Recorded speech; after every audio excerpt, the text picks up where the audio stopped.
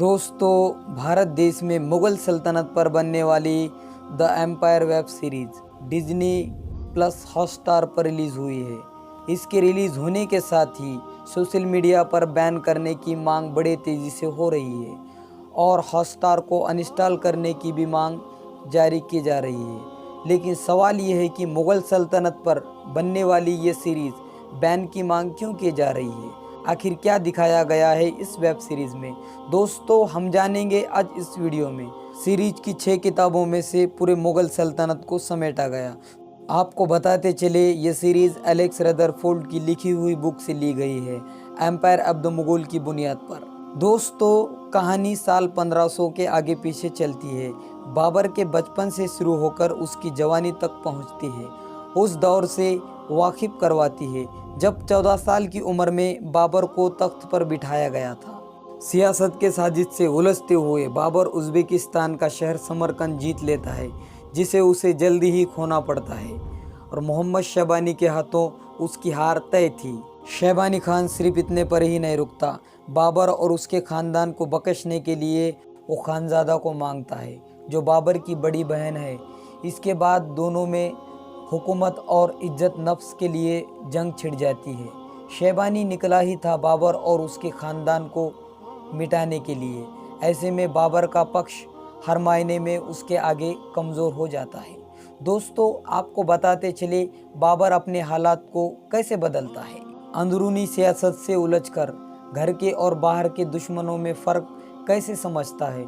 इसमें इतिहास के पन्नों से निकले लोगों को संत नहीं बनाया गया, न ही किसी राक्षस में तब्दील होने दिया। दोस्तों, द एम्पायर की सबसे अहम बात यह है कि यह बाबर के उस दौर के बारे में बताया गया, वो जब मुग़ल सल्तनत का बादशाह नहीं था और उसकी ज़िंदगी शहबानी खान ने कैसे मुश्किल बना रखी थी। बाबर को बचपन से जंगी तालीम का नॉलेज मिला था दोस्तों, और दिखाया गया उस वक्त वो अपने शासन को बरकरार न रख सका। बहुत जल्दी ही उसके चाचाओं ने हालात का फ़ायदा उठाकर उसे गद्दी से हटा दिया गया। आपको ये भी बताते चले, वो 2 साल तक इधर उधर भटकता रहा। इस दौरान उसके साथ कुछ वफादार सिपाही जैसे कि वज़ीर खान वो रहता है। दोस्तों, 1496 में उसने उज़्बेक शहर समरकंद पर हमला किया और उसने जीत भी लिया। लेकिन जब बाबर फरगाना पर अपना हक जमाने के लिए आ रहा था तो उसके सिपाहियों ने समरकंद में उसका साथ छोड़ दिया, जिसके बाद समरकंद और फरगाना दोनों ही उसे हाथों से छोड़ना पड़ा। जिसके बाद समरकंद और फरगाना दोनों ही उसके हाथों से चले गया। दोस्तों, उसने सन 1501 में वापस से समरकंद पर अपनी हुकूमत जमा ली, पर बाबर इस बार भी ज़्यादा दिन अपना अधिकार जमाए न रख सका। उसे बहुत जल्द ही मोहम्मद शहबानी के हाथों हार का सामना करना पड़ा। समरकंद हाथों से निकलने के बाद बाबर फरगाना से अपने कुछ वफादार सिपाहियों के साथ निकल गया। दोस्तों, उसने अगले 3 सालों तक अपना पूरा ध्यान अपने सिपाहियों को मजबूत करने के लिए दिया और अच्छे तरीके से उन्हें ट्रेन किया। फिर दोस्तों, 1510 में शहबानी खान और बाबर के बीच जंग छिड़ जाती है। दूसरी तरफ फ़ारस के शाह इस्माइल ने मोहम्मद शहबानी को हराकर उसे कत्ल कर देते हैं। और दोस्तों, दिखाया जाता है कि फ़ारस के शाह इस्माइल ने समरकंद की मांग की थी, जो कि बाबर को पता नहीं था। कासिम ने यह बात बाबर से छुपाई थी। इसी दौरान बाबर समरकंद को छोड़कर हिंदुस्तान की ओर निकल पड़ता है। दोस्तों, बाबर का हिंदुस्तान पर 5वां हमला था। इस बार वो वापस जाने के लिए नहीं बल्कि हुकूमत करने की ख्वाहिश से आया था। बाबर पूरी रणनीति के साथ हिंदुस्तान में बिना किसी रोक टोक के आगे बढ़ता।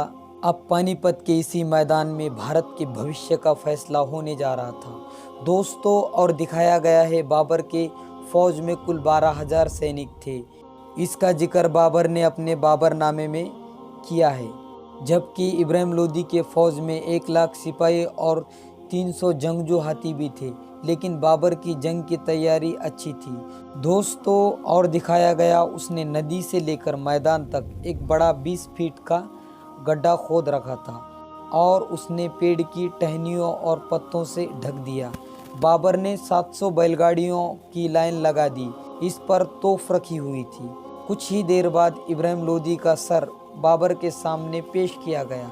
इसी 6 घंटे तक चली लड़ाई ने भारत के इतिहास के अगले 330 सालों के लिए बदल दिया गया और इसी जीत के साथ बाबर ने हिंदुस्तान में मुग़ल सल्तनत की बुनियाद रखी। दोस्तों, अगर इब्राहिम लोदी के बारे में पूरी जानकारी चाहिए तो लिंक डिस्क्रिप्शन में मौजूद है, जाकर चेक करें।